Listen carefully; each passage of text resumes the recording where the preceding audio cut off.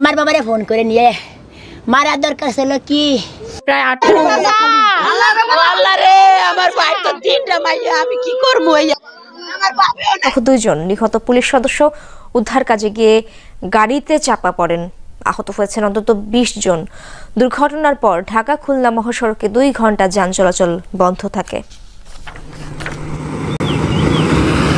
ঢাকা খুলনা মহাসড়কের গোপালগঞ্জের গোপীনাথপুর শনিবার মধ্যে। প্রিয় দর্শক, একজন মানুষ যখন দীর্ঘদিন প্রবাসে থেকে সেই প্রবাসের থেকে যখন বাংলাদেশে আসার চিন্তা ভাবনা করে উদ্দেশ্য করে, তখন বাড়ির ফ্যামিলির লোকজন হতাশ হয়ে যায়, উদার হয়ে যায় তাকে এক নজর দেখার জন্য। কিন্তু কিছুক্ষণ অপেক্ষা করলেই হয়তো বাড়িতেই দেখতে পারবে।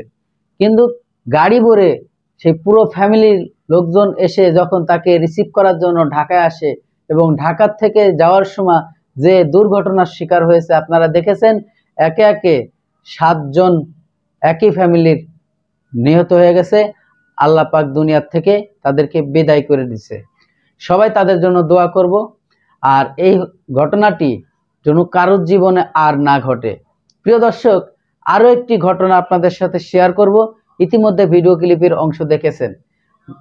দীর্ঘ 18 বছর পরে একটি সন্তান এসেছিল দুনিয়াতে কোল জুড়ে।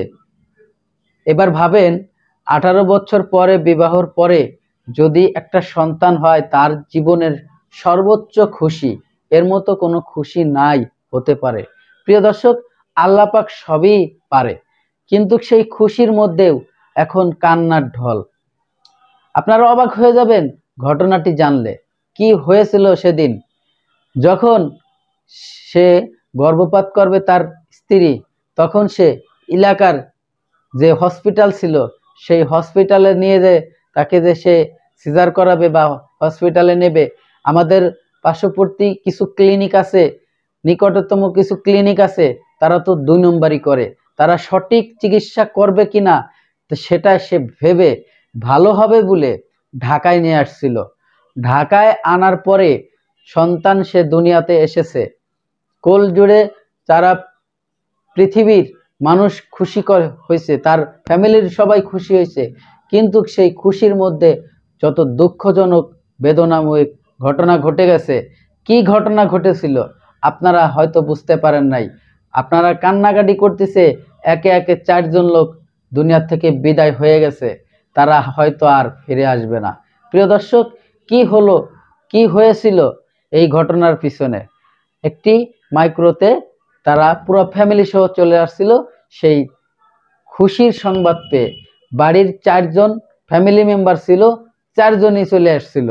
তারপর আসার পরে গাড়িটা যখন যাচ্ছিল ফিরে তাদের বাচ্চা নিয়ে, সেই গাড়িটা অ্যাক্সিডেন্ট করে 4 জন মানুষই দুনিয়া থেকে বিদায় হয়ে যায়, শুধুমাত্র বাচ্চাটা থেকে যায়।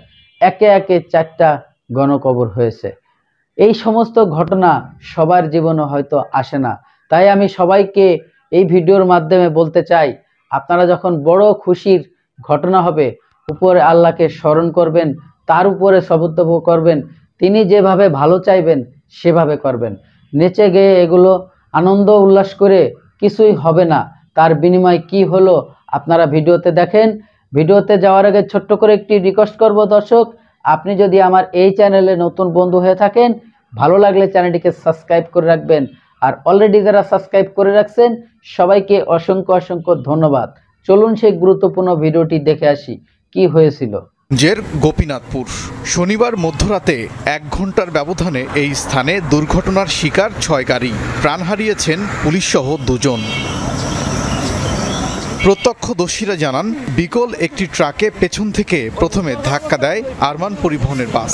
এরপর দাবি একটা ছেলে হয়েছে, এই ছেলে যদি বাঁচতে পারে এইটা আপনার করিয়ে দিন, ছেলে হওয়া হয়েছে। সুপ্রিয় দর্শক শ্রোতা, এতক্ষণে আপনারা যে ভিডিও ক্লিপটা দেখেছেন, আশা করি হয়তো আপনাদের ভালো লেগেছে। যে মর্মান্তিক ঘটনা আপনারা জানতে পেরেছেন যে ভিডিওতে। যদি ভালো লেগে থাকে ভিডিওটি বন্ধুদের মাঝে শেয়ার করে দিবেন। আর চ্যানেলে নতুন হলে চ্যানেলটিকে সাবস্ক্রাইব করে রাখবেন। সবাই ভালো থাকবেন, সুস্থ থাকবেন। আল্লাহ হাফেজ।